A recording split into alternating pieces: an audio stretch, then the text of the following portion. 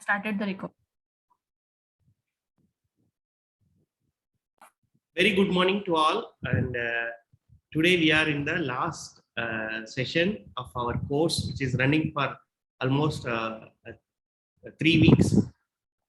And thanks for your continued support and active participation in this course. So which made it's a very huge success, and I cannot keep the secret of sharing the feedback what we are receiving, which will be shared in the next session.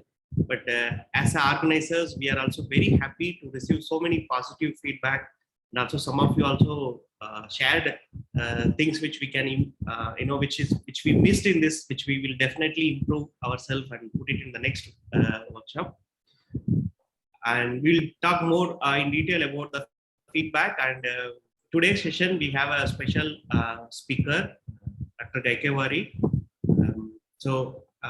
Dr. Gaikaiwari, Director, Agarkar Research Institute, will introduce the session, and then it will be taken over by Dr. Gaikaiwari. Over to you, sir, please. Yes, thank you so much, Dr. Karthik.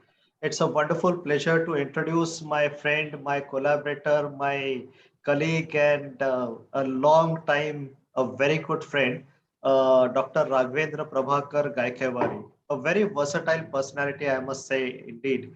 Dr. Gaikaiwari has got his MTech in biochemical engineering. He also has a PhD in chemical engineering. But not many people know that he also has a double graduation. He has done graduation in microbiology, and then he realized that if he has to be anything in life, he must have a fundamental understanding of fundamental sciences. He always believes that even if there is an emotion, a love for someone or hate for someone, there is a chemistry behind that. You talk about anything and he will always explain the chemistry behind that. So he also pursued his graduation in chemistry, and later on he developed a terrific understanding of the subject. Very few people I have known can have that kind of love for the subject. He believes that books like Molecular Biology of Gene or Stryers are like poetry, and that kind of love he has for the basic science. But most importantly, he is one of the rare cases where there is a same abode shared by Goddess Lakshmi and Goddess Saraswati. We always believe these two goddesses don't come together, but in his case, even though he is a very reputed and highly recognized researcher in his field, he also is equally or even more recognized and successful entrepreneur. And what is important is he did not have any background in business. He did not have any background in entrepreneurial venture. So a self-made entrepreneur researcher in true sense. And that is the most wonderful thing. His interests are versatile. Even if you go through the industrial setup that he has developed over the years, his industries are into enzyme production, in microbial formulations, in probiotics and prebiotics, API synthesis, hazardous chemical production, contract research, analytical services. There are several companies which he owns, where he is also a chairman and managing director. And he started from a scratch and he developed it into a multi-crore industrial conglomerate, I must say that. So I will not go into details of how many awards he has won, how many recognition he has, but I would just tell everyone that he is a terrific orator. He is a very intelligent person. You ask him a lot of questions, you pick his brain, and then only you will be truly blessed with his, benefited from his experience. And I must also say that when I talk about him as a versatile individual, it's not only about his professional achievements. He is a terrific stage artist also, a very good sportsman also. But we will talk about it at some other time. Right now, let us not waste any time and listen to you. May I invite Dr. Raghavendra Gaikaiwari, sir, please. Thank you, Dr. Prashant Kamlakar Dhakepalkar, for inviting me and allowing me to present to this gathering. Many people who will be really interested to really understand what entrepreneurship is all about. And when I thought of really talking about entrepreneurship, I thought that I should really take a perspective of entrepreneurship rather than just talking about something or talking about my own experiences. The reason behind is that actually every entrepreneur has got a story to tell. And unfortunately, it is quite boring for the people to listen. So I don't want to really talk about my story, actually, how I started and how it has really worked out. But rather than that, I just want to get some sort of a basis how the entrepreneurship is slightly different than the business and why the innovation is so important in entrepreneurship. So those are the aspects which I actually want to really share with the people. And then they can really look into their ventures and they can really apply those rules, so-called rules, to nurture their business or their entrepreneurship and take it further. So that is what actually I'm looking at this presentation as. So I will share my presentation.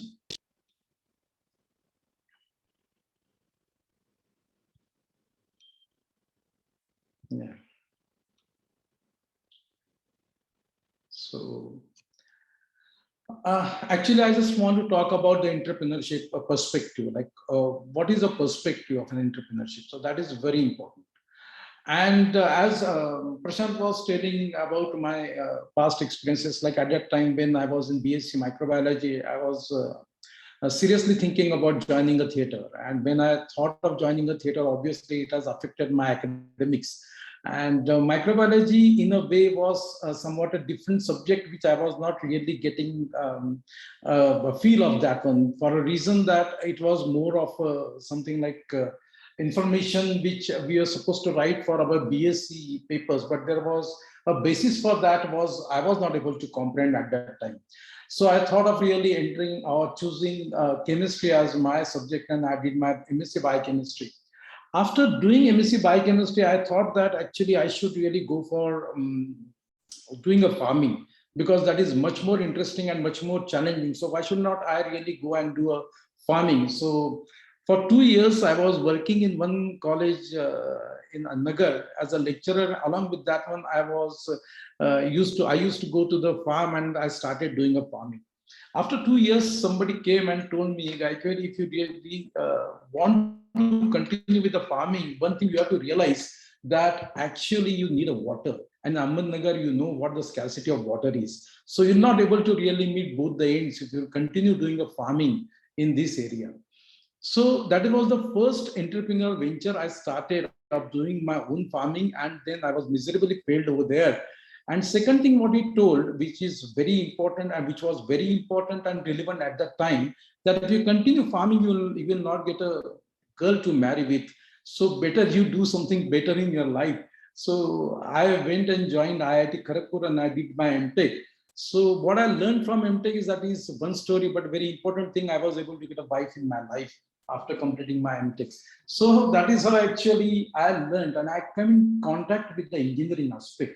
Because what happens, like as a biologist or a chemist, we are quite abstract thinkers. But engineering really gives you some sort of a disciplined way of thinking about it. Usually scientists or the science people will always talk about how they feel, or they can get a feel of that one. But the engineers will really try to translate that into some sort of a form of a technology. And that was a very good advantage that I got while doing my MTech project or MTech work. After completion of the MTech, then I seriously thought that I should really start my own venture. In 1992, 1993, it was not something which is a very great task, or there was no money available at that time. So when I started this entrepreneurship, at that time, I don't think that there was any vision or clarity, what am I going to do? But there was only one thing in my mind, that if I want to really give some sort of a consultancy, or if I want to enter into a process development, I have to have my own laboratory. And from there onward, I started giving a backup for my own R&D. And very important thing was that actually whatever money I started getting during that period, I started getting only a salary from my own company, and then most of the money was recycled back to the company, and that is how actually business started. So if we really go into when we really look into definitions of what entrepreneurship is all about, the entrepreneurship, Prashant, how can I really remove this? So you can press on the bottom one. Okay. What do you want to do? त्याला pen laser पाहिजे का? नाही म्हणजे मला हे remove करायचं म्हणजे हे सगळे जे दिसतात ना माझ्या डोळ्यासमोर So मग मिनिमाइज करून टाकता येईल. एस्केप दाब. ओके एकच minute. Otherwise you can stop sharing. Okay एकच मिनिट फक्त No problem.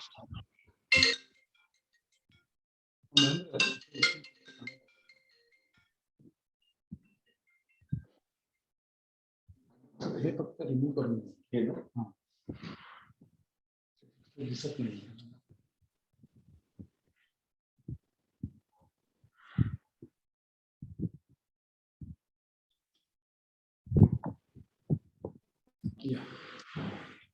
Okay. Otherwise there is a view option on the top corner, right corner La view option असेल त्याच्यामध्ये क्लिक केलं तर you will get the options. नाही आता झालं. Oh ठीक आहे. Okay great.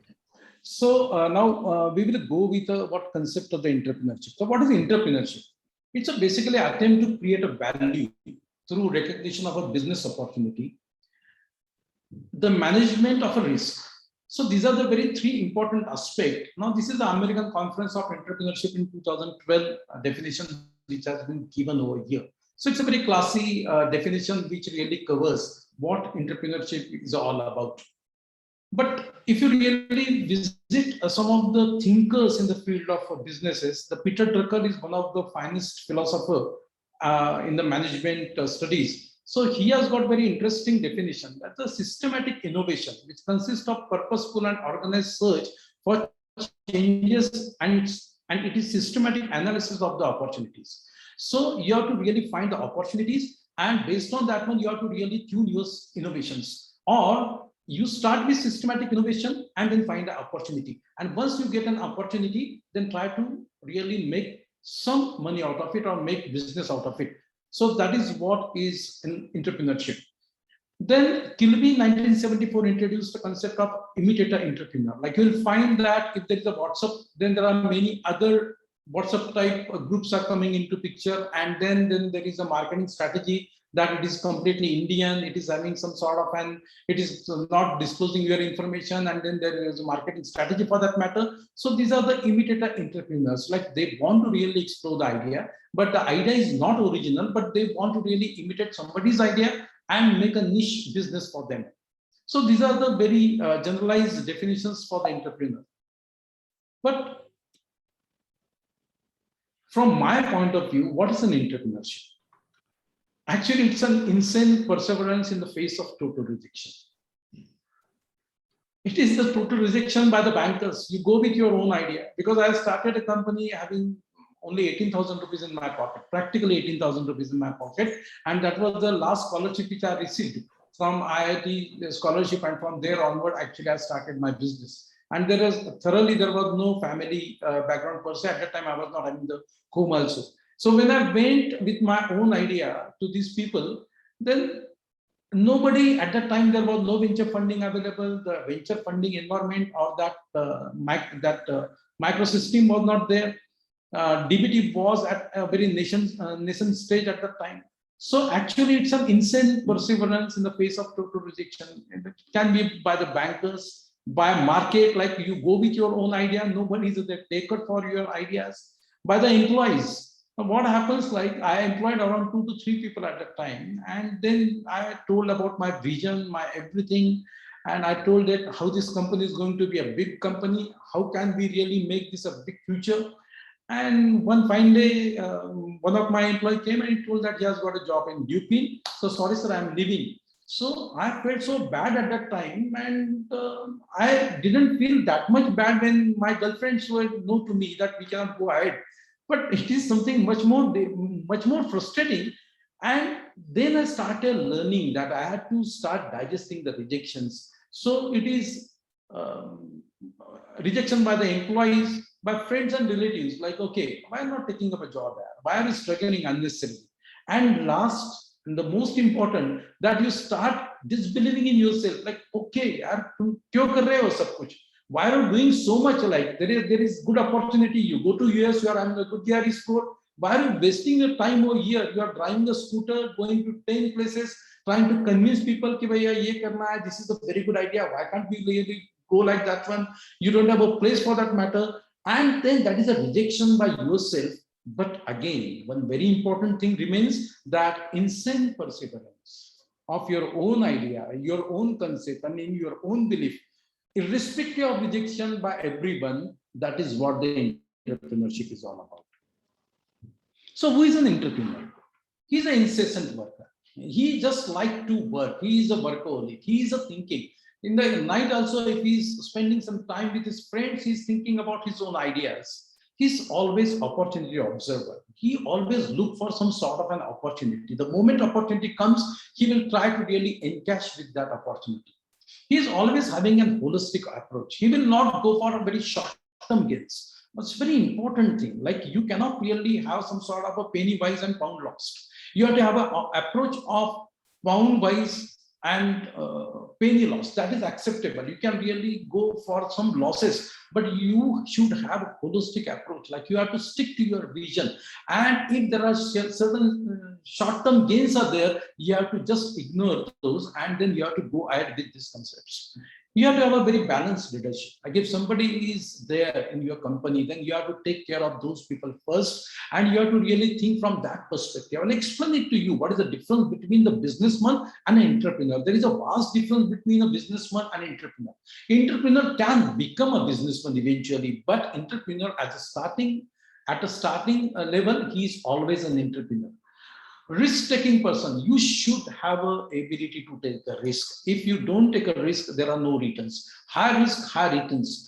And what is a good thing about entrepreneurship at an early age? Because there is nothing much to lose. So that is a very good advantage if you really start your entrepreneurial journey as at an early level rather than a late level at the age of 50 lakh. People are successful when they really have some sort of a guaranteed income. They have got good amount of money and they enter into the entrepreneurial activities. But there are different stories for different people. But very important thing, whether you start at the age of 30 or at the age of 50, still risk-taking ability and the person is very important as per the entrepreneur is concerned.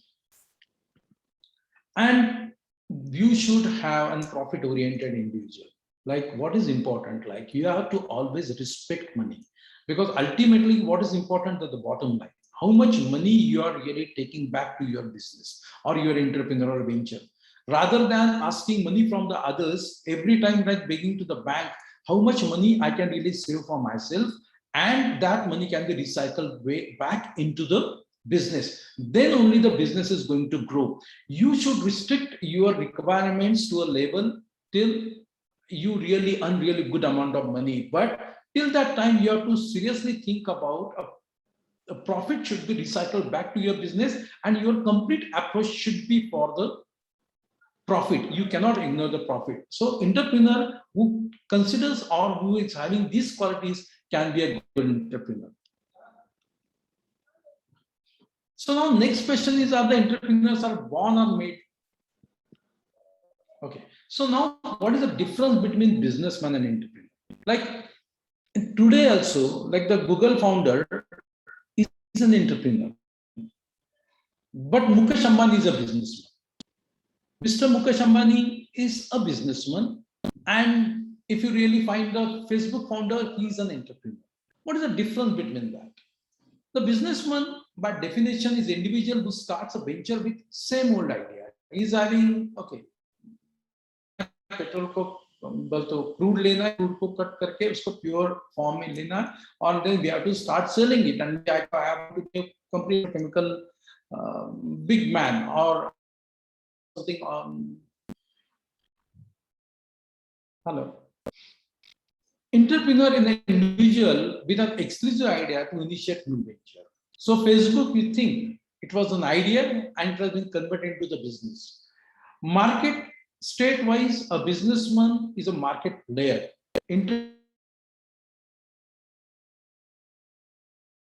Market makes his place in the market. He struggle, like a businessman really struggle to really make his place in the market. There are 10 players, 15 players, but entrepreneur creates a market. Risk factor for a businessman, it it is less. Okay, the profitability can be lower, but the risk cannot be very high because there are certain rules and regulations and the path is well known. So businessmen can make money out of it. Entrepreneur, like your idea, you are not very sure it will click or it might not click. There will be somebody who will be coming out some better idea and he can kill your idea. So entrepreneur, the risk factor is comparatively much higher.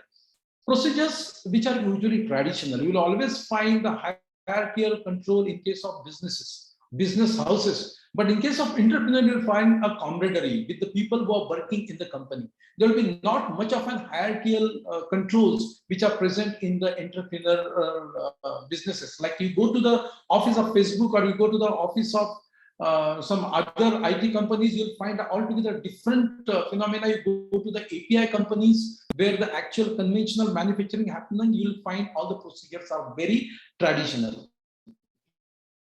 Focus in case of businessman is profit and only profit. Return on investment, that is the key thing as far as the businessman is concerned. Entrepreneur, it is not only a profit. It is an idea which will change the life of a public.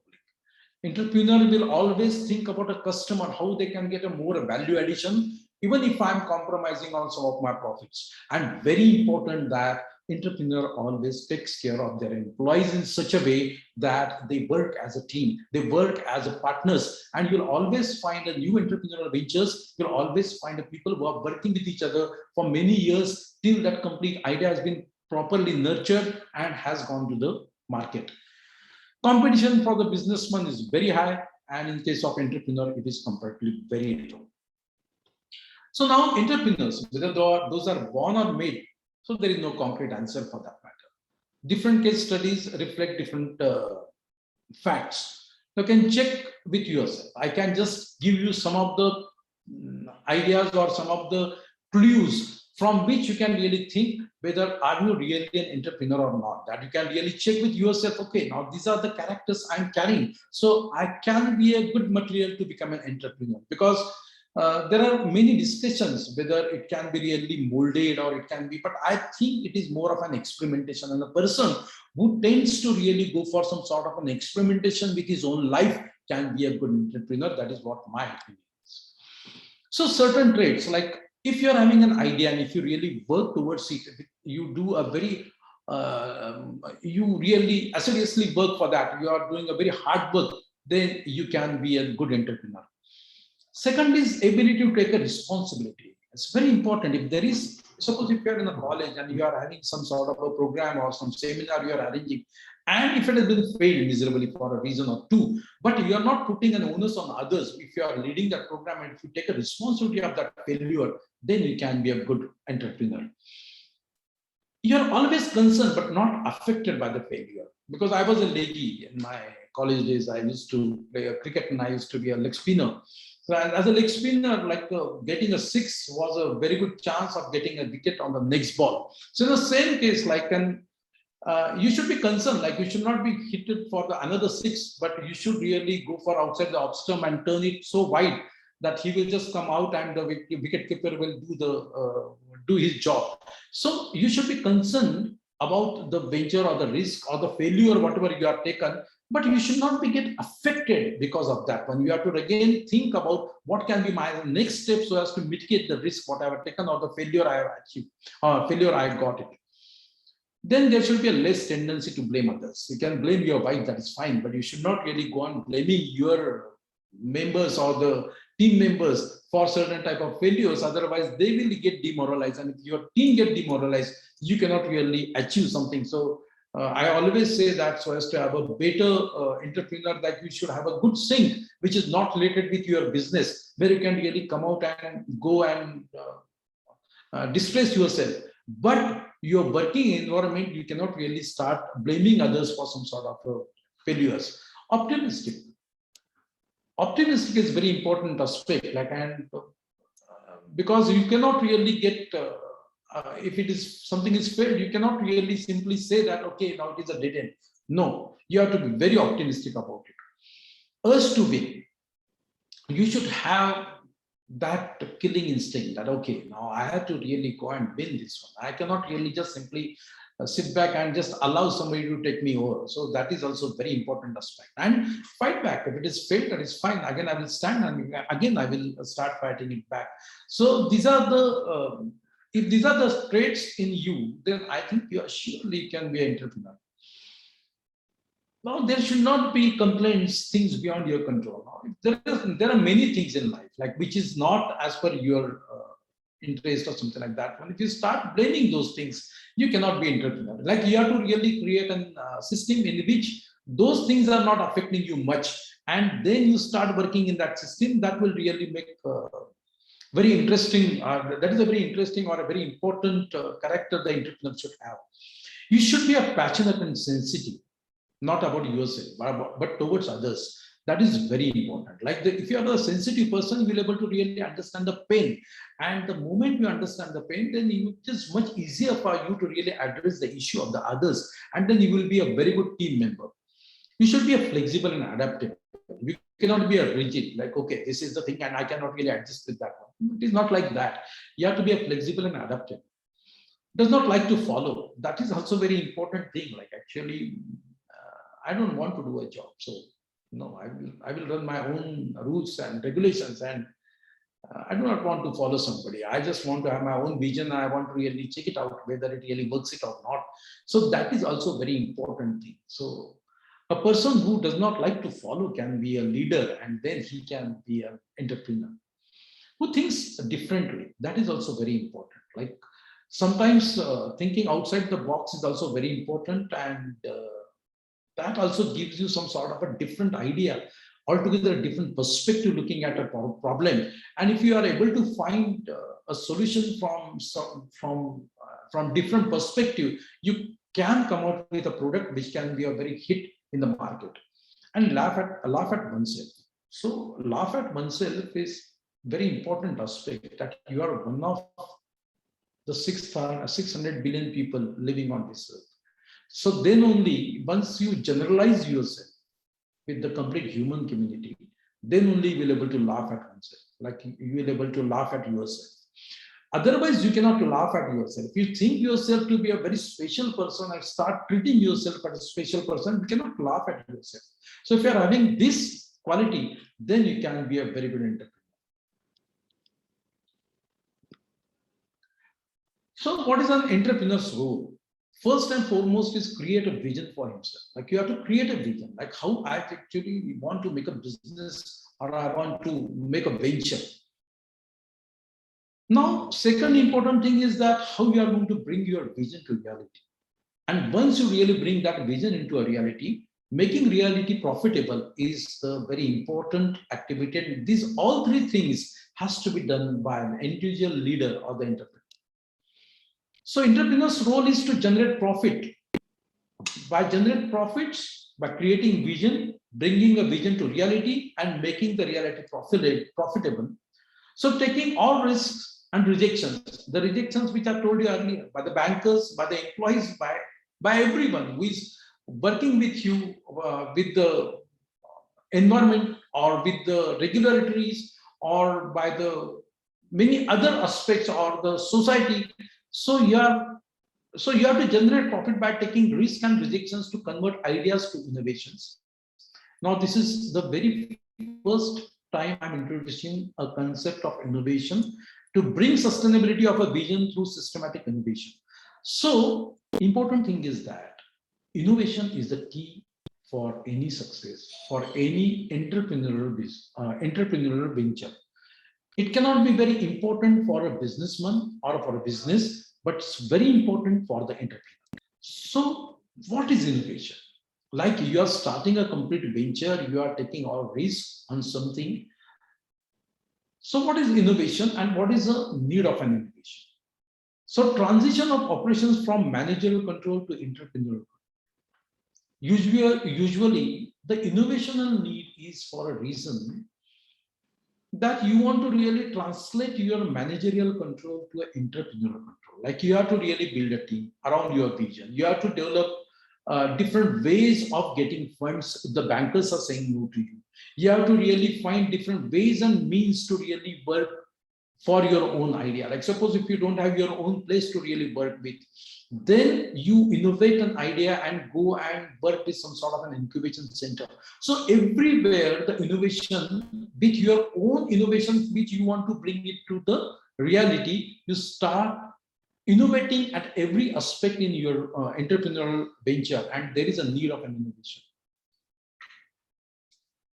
And need of innovation is evolution in understanding business, compelled ideas to convert into commercial value addition at both levels, at industry level, at consumer level. So whatever idea is there, whatever product you are really talking about, you have to really evolve that your cost of production is going to go down. And what benefit I'm going to give it to my customer, at the complete this chain has to be introduced with the innovation, and there is a need of an innovation at every level. Like we cannot say that I have just converted A to B by using some very technically interesting mechanism, and now this B, the people will come and buy it. No, the innovation will be there. The other operational innovation will start once you prove that A to B can be produced in a very cheaper manner, and now the operational innovation will start, how I can really bring this B to the market. So the need of innovation not only stops at some scientific innovation, but that is into the operations also. If you really look into the industry's basic functions, there are only two things which will bring value to your business. One is innovation and second is marketing. Rest is the cost. What I'm saying is very important. Innovation and marketing will bring a value to your business. Rest is the cost. For example, if I develop a process of converting A to B by using one enzyme, and the B is having a great value, that A to B conversion by using a very specific technique, if I am able to do it, and I circumvent all the patents and I can really make the process patentable, and now I market this product in a very innovative way, that is going to bring me a top line. Now, all other things like manufacturing cost, it can be a sales cost, it can be a finance cost, it can be an administrative cost, it can be a quality assurance, quality control, everything is a cost. So only two things can really bring a value. Like for example, if you are having a very great idea and you don't want to really encash on that one, you don't want to make an industry out of that one, but still a single innovation, you can go to a venture capitalist, you can say that this is the idea, and you can employ the people so as to make this idea to an activity, but you pay me money for this innovation, that will bring the real money in your pocket. So innovation and marketing, these are the two things in business throughout your life are going to add value to your business. Rest is the cost. So that is very important thing that you have to always consider. So what is an innovation? It's implementing new idea that creates value. Implementing new idea, like any idea which is a new idea, that will create a value. It is not just for the heck of it. There is something A to B conversion by using enzyme A, and it is having the same price or the lower price than the conventional method, then that is not, though it is a new idea, it is not able to create a value. It is not an innovation. Or intersection of invention and insight leading to the creation of social and economic value. Again, everything, every innovation is having very important thing that it should create a value. So if you really look at the Oxford Dictionary, invent is create or design something new. Innovation, introduce something new and bring value to that one or create a value from that one. So idea can be having n number of ideas in your mind and can having n number of possibilities. What is invention? Comprise idea and proof of concept. Like, oh, A, I'm converting it to the B. So there is something like, it's a proof of concept I've developed at the lab. Now, what is innovation? It comprises invention and its nurturing, translation, and implementation so as to create a value. That is an invention, and that is an innovation. So, invention can happen in a laboratory. Innovation will always happen in the marketplace, or it can be realized only in the marketplace, then only, or your invention has been appreciated or valued in the market, then it can be rated as an innovation. Every stage has significance, but market potential is defined for that time in case of innovation. Market presence will be defined at a time of innovation. In case of idea, it can be infinite. I can really think of any idea, and that is good. I can spend my good time by creating an idea. It's very important to create an idea, but that cannot be, that we cannot call it as an innovation. It's a starting point. It's just a germ which is to be turned into a tree. So now I can just tell you some of the ideas. Like for example, moon landing. That was the idea. I just want to land on the moon. What is an invention? Getting out of Earth's gravitational pull. How can really get out of that Earth's gravitational pull? And what was the innovation? Like man on the moon. So that was really happened. It has brought a lot of changes. It has brought a lot of business in the world. Flying in the sky. So invention was 3-axis control by Wright brothers, if you really look into scientifically. Innovation, commercial fleets. For example, idea, correction of genetic errors. Now there are some sort of genetic disorders. How can really I rectify that one? So I can really correct those genetic disorders.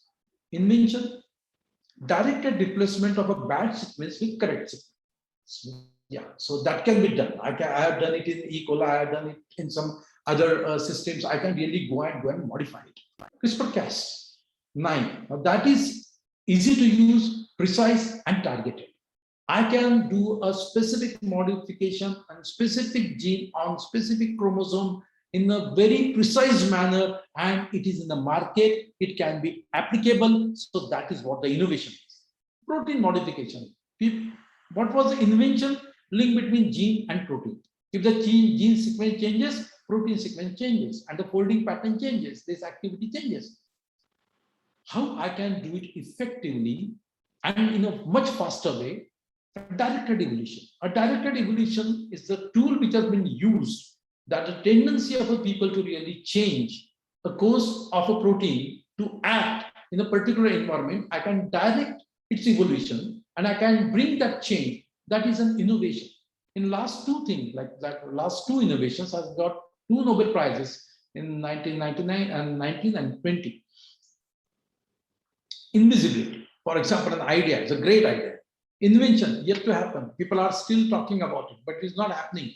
Innovation, it is not there. So that is what actually, what is the difference between idea, invention, and innovation? I just want to bring it to your knowledge. Now, what is innovation? From my perspective, this is a very market perspective, but what is innovation? It is delta G, that is an ample opportunities or ample money available in the marketplace. Delta H, how you can really convert that into the tangible work. Minus T delta S, S is an entropy. Now, how I can innovatively reduce my disorders in the complete processes, and which innovative step I can take to reduce the entropy for my own system. That is what the innovation is all about. So what is important? I have to really operate at temperature at a lower level. For example, it's a very simple thing. You induce your E. coli. You allow the cells to grow at 37 degrees centigrade. After that, you put IPTG in the clone system and you reduce the temperature to 20 degrees centigrade so as to avoid or so as to get a better folding of the protein. So the system, in that system itself, you are reducing an entropy by reducing the temperature. The moment entropy has been reduced, the system is able to produce a protein of your own interest. Now that is what I can call it as an innovation. So not only this is a simple biological experiment, how you can really reduce an entropy and get a better expression. Same way, how you can really reduce an entropy in your organization by running a company, that you have to pay attention to, and there you can bring a lot of innovation. So any activity reducing the disorder into the system can be called a novel approach of reducing the disorder into the system can be called as an innovation. So what is innovation and evolution? What is the similarity between that one? Like a Lamarckian said, like, okay, it is an adaptability and tendency to improve and strive to reach a perfection. This is a natural Lamarckian theory, and Darwinists used to say that evolution process without any intention. They just want to really evolve it. Neo-Darwinism come into the picture. So now what is important? Like there is a tendency to really bring a change. First, very important thing. Second thing is that adapt that change and fix to that one. The tail was shed, and then we stick to that change that we never thought of again getting a tail. And third is fixes the change and emerge with new strength to survive in a competitive world. So innovation is nothing like an evolution. You cannot really stop at one innovation. Okay, I've done a great thing, and okay, now I'm enjoying my life. That is okay. That is one approach. But you cannot be an entrepreneur in that case. After getting an innovation, you have to fix that innovation, and you have to strive to get a further better version of that one. You have to evolve. So evolution and invention are really parallel concepts, and innovation is ever in. So adaptability, and after adaptability, fixing, and to the again next what we can say horizon, or what is the next orbit. So that is how the innovation really drives you for the growth. And innovation is not something like the apple niche gira hai, and then there is a gravitation. No, he was thinking about gravity for many years, and Newton then thought, okay, now this can be, that was a trigger. But he was thinking about calculus, he was thinking about mathematics for years together, and then he came out with this apple falling down, and then he realized about that one. So innovation is not something like clicking in mind or something like that. It is a routine discipline work. It's quite boring sometimes. Capable of being learned by success, failure, conception, misconception, and capable of being practiced. Innovation can be practiced. It is not something I'm very innovative and I will not bring anything on the platter, or I don't bring anything into the market. I will not call that a person as an innovator. And even if there is a failure, or if your innovation or your invention really doesn't come to the market, the true entrepreneur will go back to the work and start innovating. And these all innovations,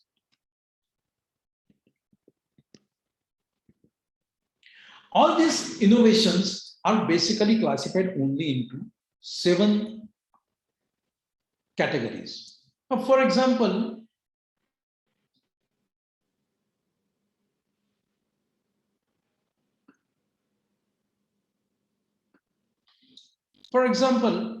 unexpected success or failure, that will really give a chance for you to find an innovation. Like people in 1970, Sony has really come out with very interesting this Walkman that you can take your music along with you on a beach.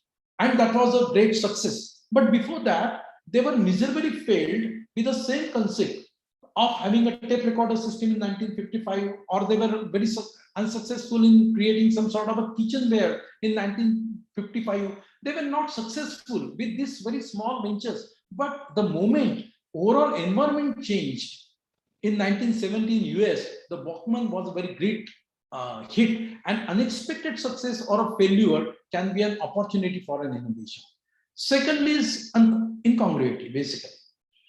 So there is a mismatch between management and the actual market. The understanding of a market and by the management and actual market, if there is incongruity, there is a great chance of innovation.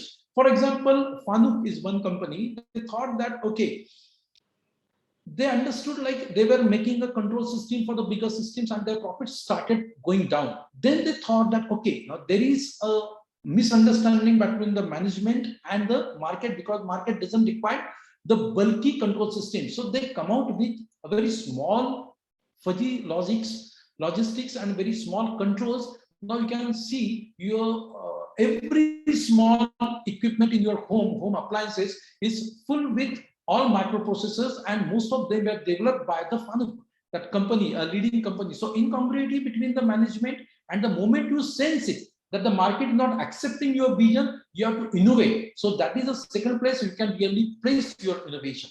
Process need. What is a process need?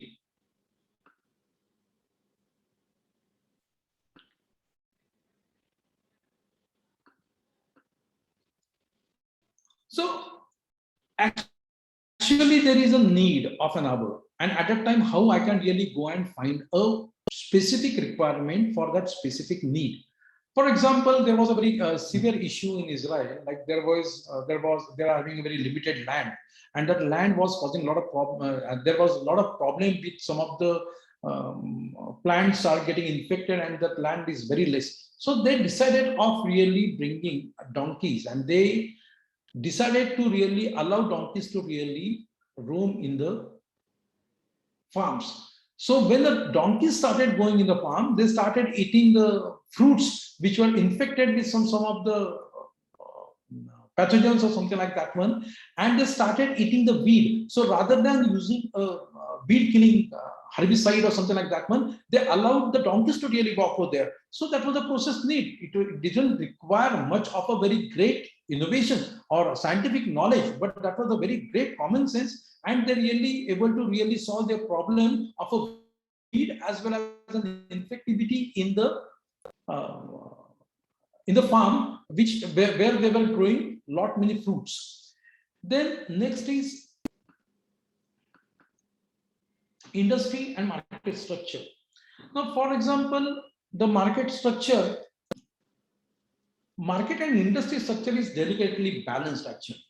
Any change in dynamics cause collapse in industry structure. For example, the moment there was a courier system came into a picture, the post office has really totally collapsed.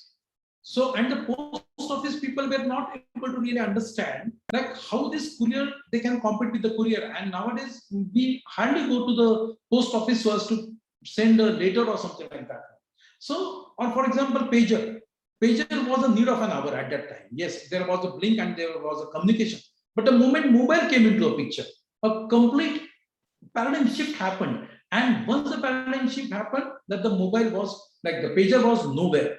So the changes within the enterprise or industry these are the 4 factors where you can really fit your innovation, and changes outside the enterprise or industry, demographics, for example. Now, demographics means like an overall social environment has been changed. Like in our college days, cutting tea was a quite expensive affair, like going out and taking a 5 rupees tea, or at that time it was around 1 rupee or 2 rupee tea was also very expensive affair. Now the overall financial situation has been far better than 1990s or 1995s. Now the people are going to cafe day.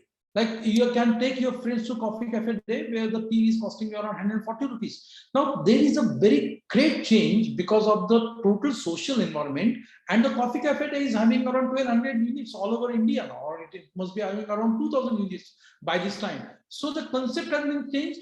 Innovation happened by sensing that demographic changes, and then you are able to have the innovation and you can really bring that into the market. Changes in perception, mood, and meaning. So the moment you change the perception, immediately the innovation can happen. I can just tell you one small simple story. Like there is one Dr. Himmatrao Bhaviskar, you must have heard his name. Actually, there was a scorpion bite, and then because of the scorpion bite, many people used to die in Konkan area. And there was no treatment, like there was no treatment for those people. But one thing he realized that, okay, he started observing that what is a actual behavior of the person who is stung by the scorpio. And one thing he realized that there is a sympathetic as well as parasympathetic system is working together, and that is causing the severe problem. And for that matter, he started using a medicine prazosin, which really balances parasympathetic and sympathetic responses of the body system, and he is able to find a clear solution for the scorpio bite in Konkan area. And that is what I say, that the changes in perception can really bring the innovation. So this is very important. And last but not least is a new knowledge. Computational protein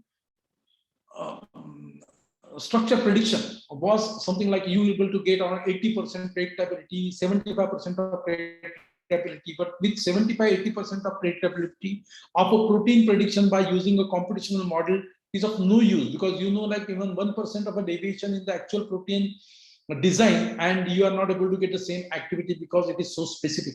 But now Google has come out with a fantastic model, and it has brought a complete new picture into the scenario, that they have got such a fantastic artificial intelligence in place that the protein structure which has been predicted by those and protein structure predicted by the crystallographer is matching nearly about 100%. So Changes outside the enterprise is a new knowledge, and how you can really use this knowledge so as to make a profit out of it, that is what the innovation is all about.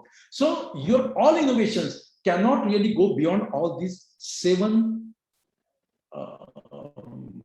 divisions. All innovations will fit into these 7 divisions, and you can make a profit or an enterprise based on that.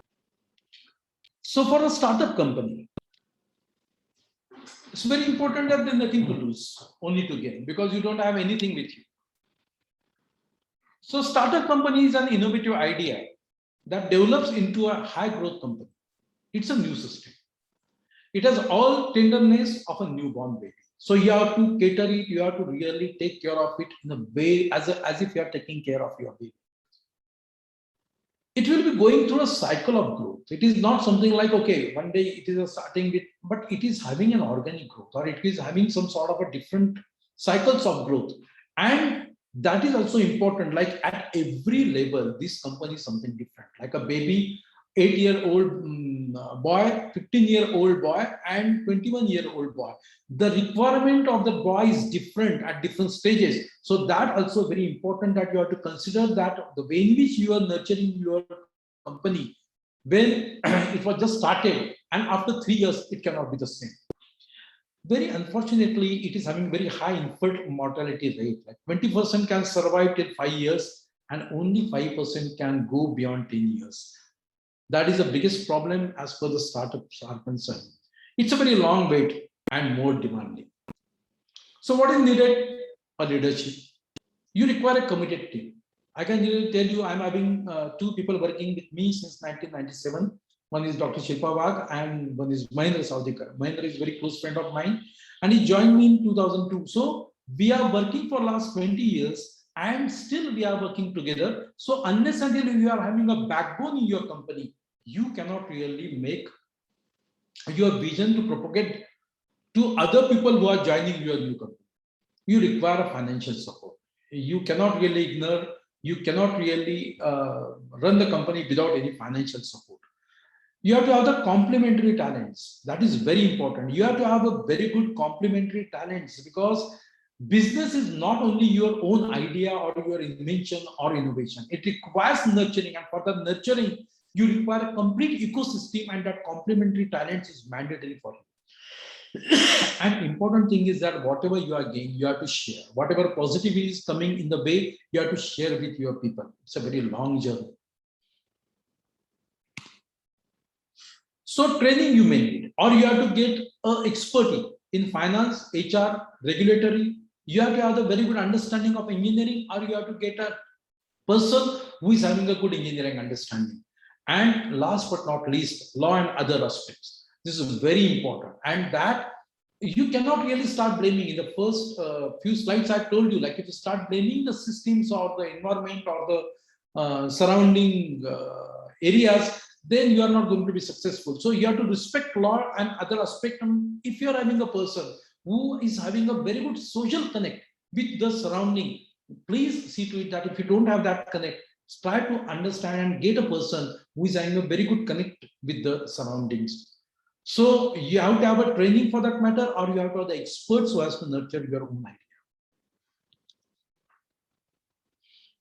So now what is the roadmap? Like first, you have to describe your product, then have a market and industry analysis. Analyze your competitor. Define the manufacturing strategy, whether you want to really put up your own facility or you want to get a job work done from somewhere. You have to define your management team. You have to pay good amount of money for so as to get a good amount of good people around. Very important thing. Once actually, when I went to State Bank of India for a loan long time back, at that time, the manager told me, if you give the groundnuts to the people, you will gather the monkeys around you. So start giving the badam or almonds to the thing, then you will get the good people around you. So that is very important, that you have to have a very good management team. Then you have to pay really good amount of money so as to get a really good team around you. Sometimes you give the almond and still you can get monkeys, but you have to remove the monkeys at that time. That is your skill set. Marketing strategy. You have to have a marketing strategy in place and financial analysis and strategy for the finances. Like every penny which is really coming into your company or penny going out, what is a strategy for that matter?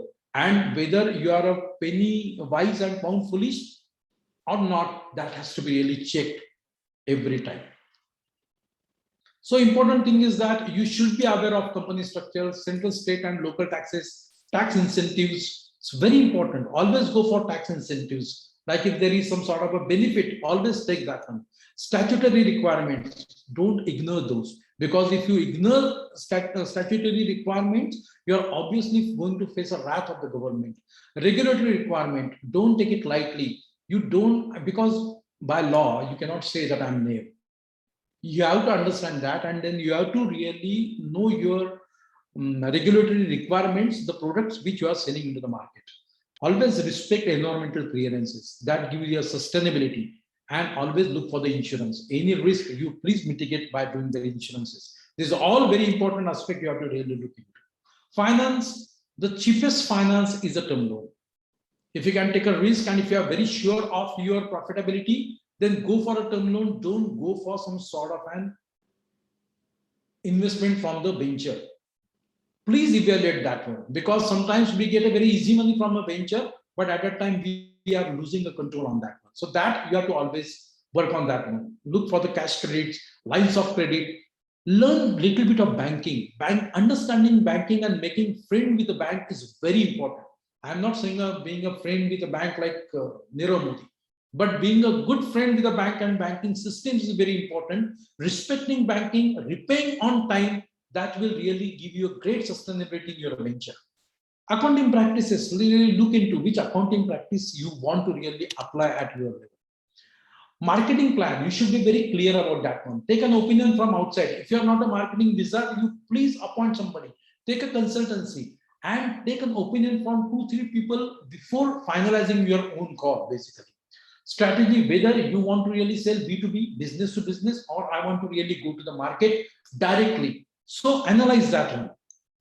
You have once your strategy has been finalized, then you should have the action plan and you should have the budget, and respect the budget. Don't deviate from your budget. Don't get carried away with the budget. That is very important. In strategy, there are 4 P's basically. That what is the product, what is the price you want to place it, how you are going to promote it, and what is the placement. So these are the 4 things which will define your strategy, how you are going to bring your product from your laboratory or your manufacturing site to the market.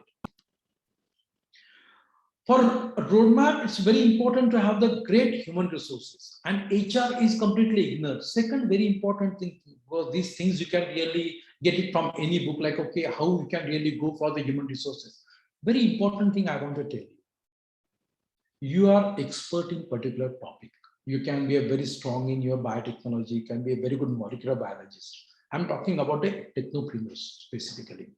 So what happens, like, we are afraid of employing people more intelligent than us. But as an entrepreneur, you are just with one idea.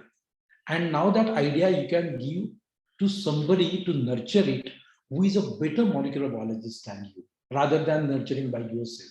And now you start playing a game of nurturing that idea to certain proof of concept, but scale up. If it is not your cup of tea, employ somebody who can really do a scale up for you. So selection of human resources for nurturing your own idea and orchestrating all these people, that is a job of the entrepreneur. And that much HR you should be able to really understand and do it.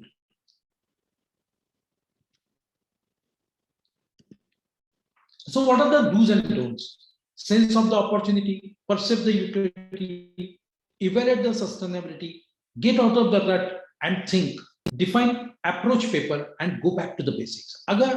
Go back to basics every time. If you are making some mistakes here and there, go back to the basics of your business. Okay, these are the key points which I decided, and am I really making any mistake in my other basics, and rectify those. Anything too clever fails, that is for sure. Defocus. I want to do 10 ideas at a time. You are going to fail. Get carried away by the brightness of the idea. What a fantastic idea. If it is not having a marketplace, you are going to fail. missing on practicability. Think of something which is near about 25 years down the line, which is not in immediate reality. So thinking something about 25 years down the line you can be a very good professor in university, but you cannot be an entrepreneur, because how you are going to feed for 25 years to yourself and your people who are working with you. Don't get trapped in an innovator's dilemma. That's very important. If something has been really proven and it's proof of concept and it is not going into the market, I have to really stick to that idea that will kill your entrepreneurial venture. So you have to just ignore that and start exploring a new idea. And don't be P hackers. There are many scientists who are the P hackers, like they play around with the P values and publish their papers. You cannot really have the P hackers with your own results. You have to be very honest in your laboratory results. You have to respect that. And if those are not reflected in a very proper manner, you have to really say that this is not going to work. So these are the don'ts. And if you can really stick to these do's and don'ts, you will be a successful person. In spite of following all these do's, you may fail. That is very important, because nobody can really guarantee your success in a business.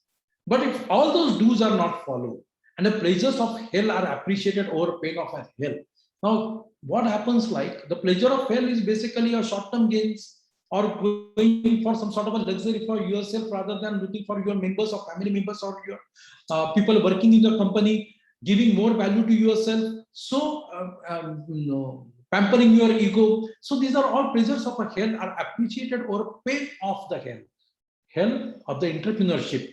Then you are bound to fail. But failure will not stop you, though it is an outcome of your own mistakes. Because entrepreneur will learn from mistakes and fight back to regain. So that is the main quality of an entrepreneur. So now it's open for questions and answers. Thank you.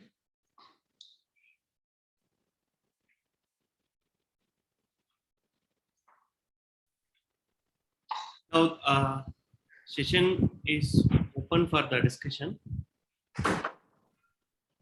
Gaikaiwari sir, you can stop sharing your screen. That way it will be easier.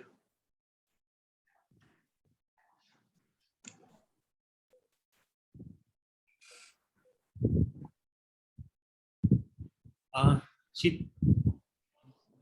will go. So there are a lot of appreciation messages are there in the chat box.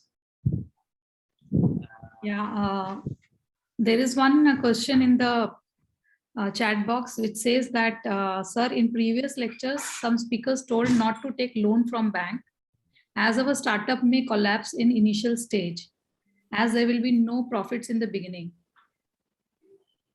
As you said, we should not take fundings from ventures as we may lose control. Both look correct in different perspectives. This is a dilemma. Can you please give some suggestions? Yeah, if it is a very high risk, better go to the venture capitalist. If you are very sure of your business, that okay, this can be really translated into a very good profit, then go to the bank loans. Bank loans are basically for those people who are actually very sure of their success in the market. But the venture, once they will enter into the venture, then the control you might start losing eventually. And their demands and many times their market vision and everything can really compel you to really go in their own way. Because venture capitalists want to get out of the business within 3 to 4 years time. So if you are starting a business, they are giving a value of ₹100 to your business of worth around 10 rupees, and they want to make within 3 years time, they want to have some sort of an 1,000 rupees value. So they will compel you to really sell your idea or ask them to really go the way in which they want you to really make that valuation. So everything is having an advantage. If it is a too risky business, too risky, or it requires tremendous capex so as to have the proof of concept or a manufacturing, then there is no alternative but to go to the venture capitalist, because bank will not entertain you for that matter. But when the idea is not requiring much of a money, you can compromise on some of the things, and you can really bring that product into the market by protecting the intellectual property, then better to go to the bank. So that solely depends that you have to wait accordingly. Okay, sir. I think there is a similar question which says, could you give us detail about the innovator's dilemma? Innovator dilemma is basically what happens, like suppose if I come out with some sort of an idea, and that idea is very near to me, and that idea now I want to really translate into invention. I did that in invention, and that invention is not getting translated into the innovation, which is not able to really find a marketplace. I go on trying with some innovations at the marketplace so as to make my invention compulsory to be appreciated by the market. And at that time, we spend a huge amount of time in bringing that innovation, that invention into the innovation format. And that dilemma really takes away the possibility of making it successful. So that is on your attachment with your own invention. And there the dilemma starts. Thank you, sir. Also, Anuj wants to ask some question. Anuj, you can ask your question yourself. Am I audible? Yes, yes. Yeah. Sir, thank you for such an informative talk. And sir, actually, I have one question that in don'ts, you have mentioned that there is not a good thing to have 3 to 4 ideas. But sir, in what are we going to get that our idea that we are focusing on is a good idea and they are not going to fail? Because I want to know about that. Is it good to have the backup plan? Because there might be a chance that the idea which I am thinking is good, but market there is no practical application or something like that. There might be fail. So is it good to have a backup plan or idea like that? Hello.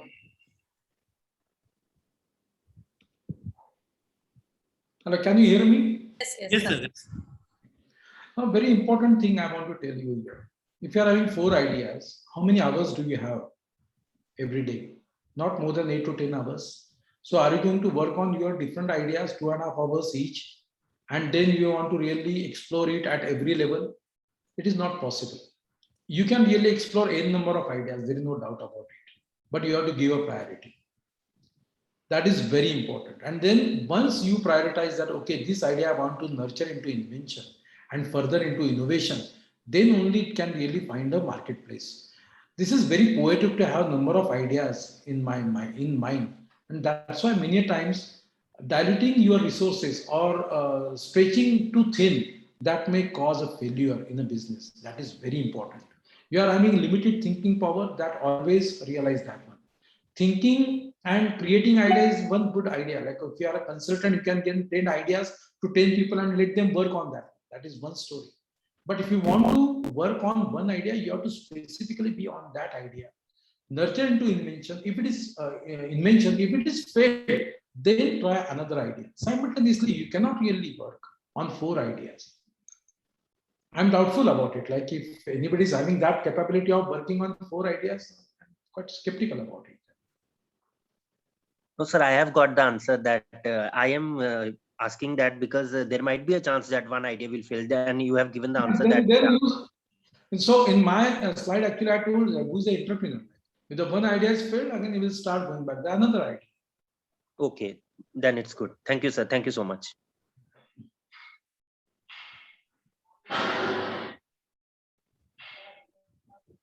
If there are any other questions, you can just raise your hand, or I can pass on to Karthik now.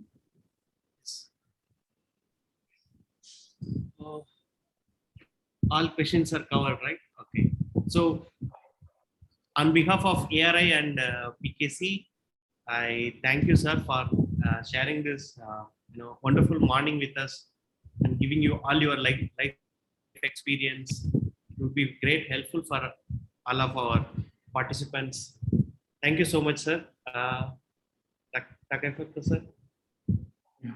Yes, sir. Thank you so much. Wonderful talk. Everybody enjoyed it and very nicely explained. I'm sure everyone will be greatly benefited. So I think personally on my behalf also, thank you so much for accepting our invitation. Yes, sir. Thank you. Thank you, sir. Thank you, everyone. Thank you, everyone. And we will see you in 18 minutes, 12 o'clock, our final validatory session starts. See you all in 20 minutes. Please come on time. Thank Thank you. you, sir. Thank you. Thank you. We'll close the session now. See you at 12. Yes, yes.